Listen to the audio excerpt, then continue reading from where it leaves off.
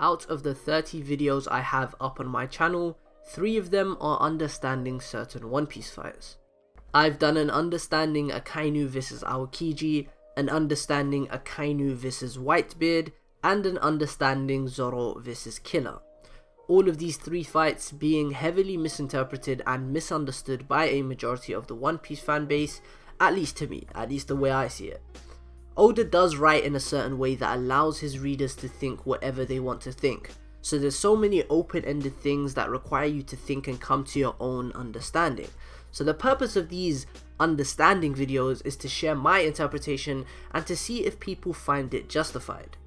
The fight I'll be talking about today is probably the most misunderstood fight in One Piece, Smoker vs Vergo.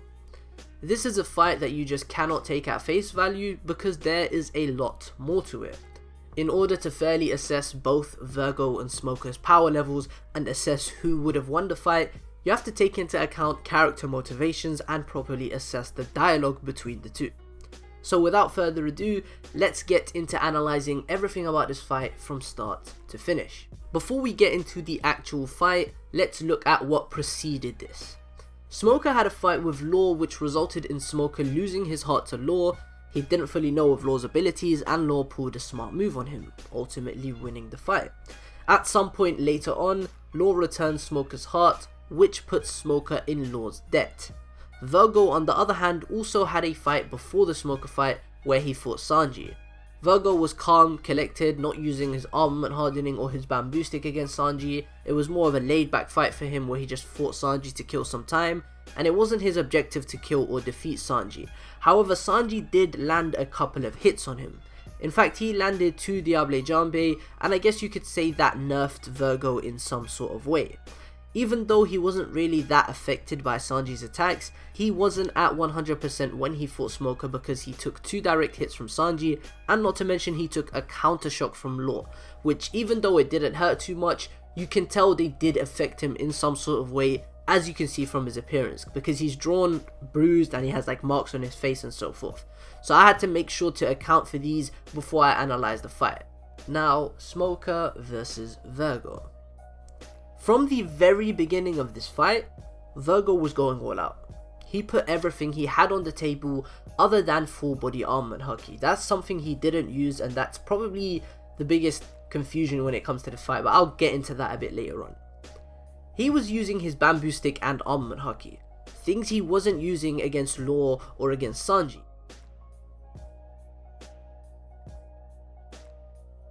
Yet still, going all out, Vergo could only land a single attack on Smoker until Smoker changed his fighting style, which I'll get into a little bit more later.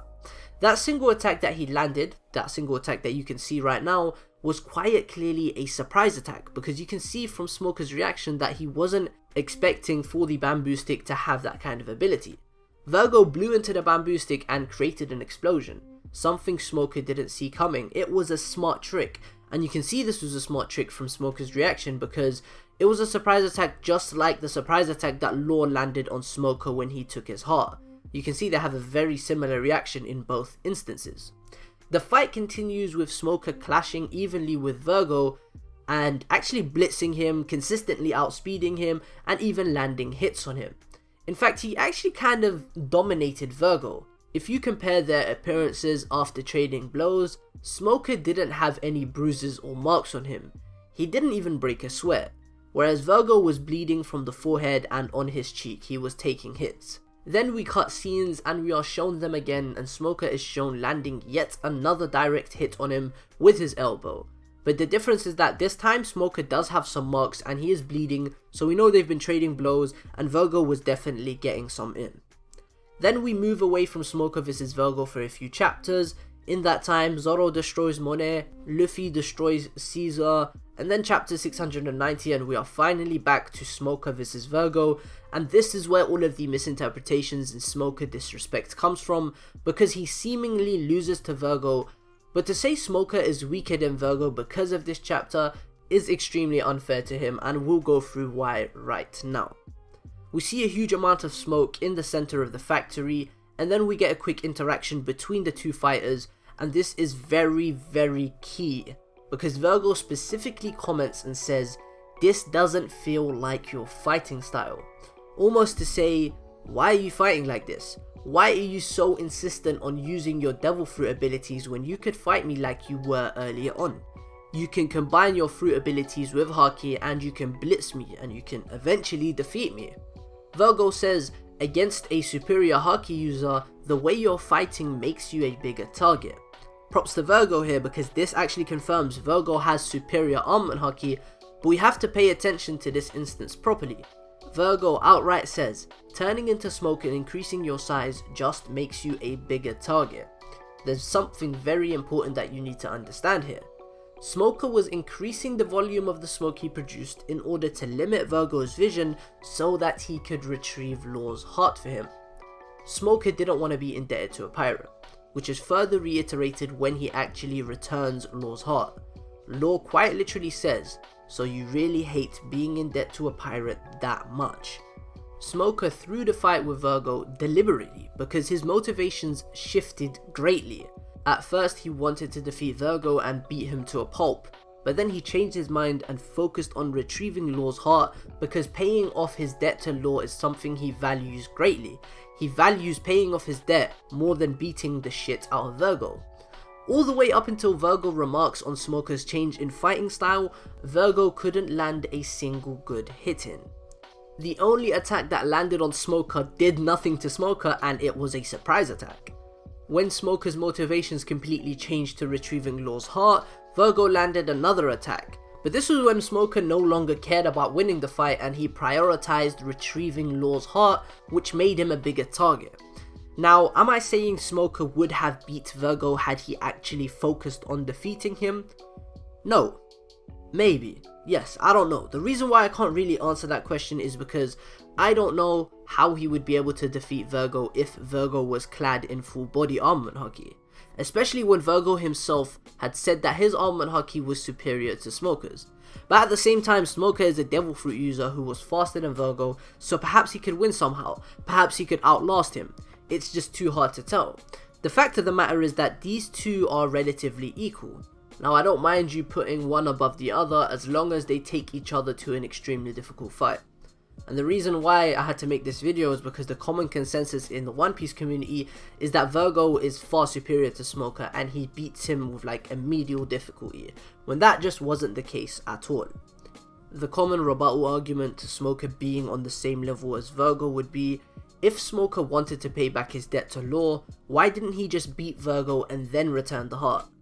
That's a very good question, and the answer to it isn't necessarily from a power scaling perspective, but more so from a character motivations perspective. We have to sort of analyze what Smoker was thinking and what he was prepared to do.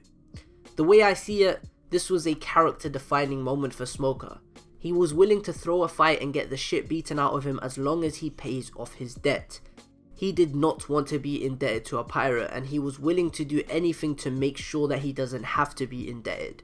This was Oda's way of saying, this man is willing to go to any lengths, even intentionally jeopardizing his chance at winning a fight in order to pay off his debts.